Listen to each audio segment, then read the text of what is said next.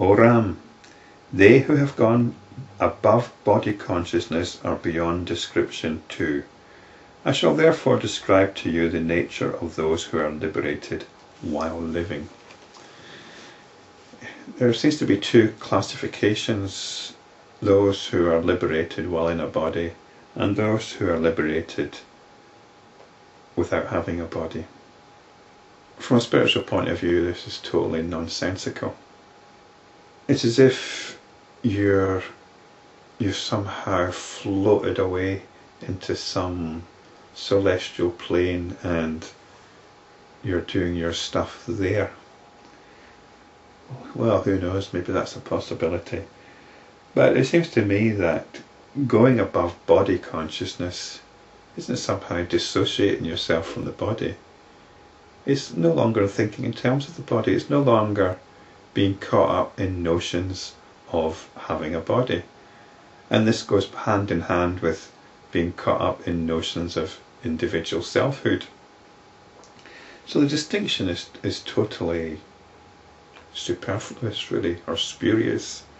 We don't need it. We don't need to be concerned with it.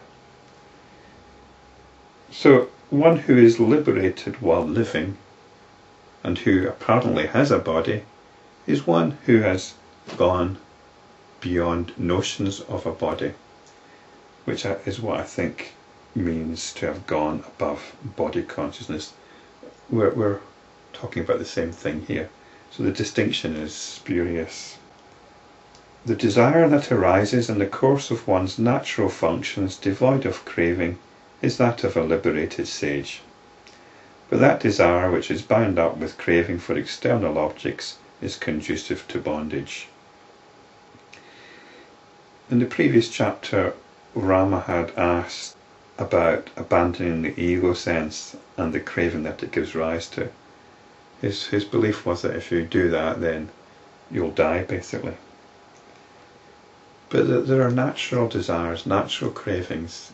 If you're hungry, that's a craving, you want some food. So that's a natural craving. There's one so I think that's what's being meant here. The desire that arises in the course of one's natural functions.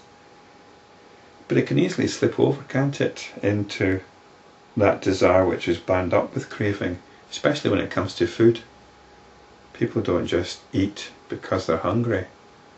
There's a mass of psychological factors involved around food. So it's an interesting distinction. However, when all ego-based notions have ceased in one's heart, the attention that is directed naturally is also the nature of the liberated sage. In other words, the attention is no longer being hijacked. It's no longer being hijacked by that over there, or this idea here, or this feeling here. The attention is directed naturally to whatever it needs to be directed to. So if you're hungry, then you direct your attention to food and the necessary preparation. That which is afflicted by contact with external objects is the craving conducive to bondage. The non-volitional desire which is unaffected by any object is liberation. That desire which existed even before contact with the objects exists even now and forever. It is natural, therefore sorrowless and free from impurity. Such a desire is regarded by the wise as free from bondage. Now we've got quite a different story from what we've had before, that all desire, all craving is wrong. And it's talking about that desire which existed even before contact with the objects. And I suggested that desire perhaps was for truth in an existential, experiential sense, which gets subverted by truth as expressed in concepts and beliefs. So perhaps there is this underlying desire for awareness, to become aware of itself, and it gets hijacked all over the place until eventually it stumbles back in itself. I want this to be mine. When such a craving arises in one's heart, it gives rise to impurity. Such a craving should be abandoned by a wise person by all means at all times. Sometimes we feel we need something because we feel incomplete without it.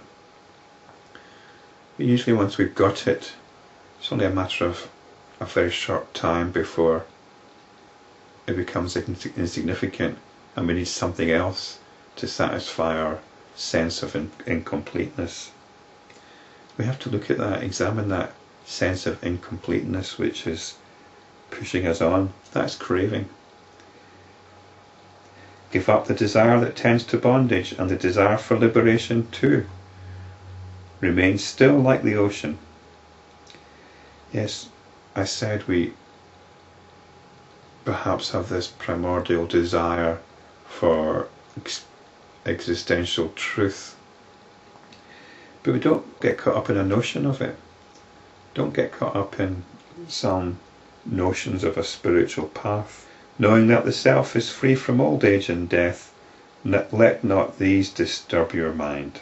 Again, old age and death are also notions, and they can cause tremendous anxiety, which is quite deep-rooted in our being. So we don't want to be disturbed by these. When the whole universe is realized as illusory, craving loses its meaning. Basically, we're in a situation whereby we've had a dream. We're craving the objects in that dream. If I dreamt of something nice in my dream last night, it's like saying that I am in a situation whereby I'm craving it. The whole world appearance is of the nature of a dream, so why crave anything within it?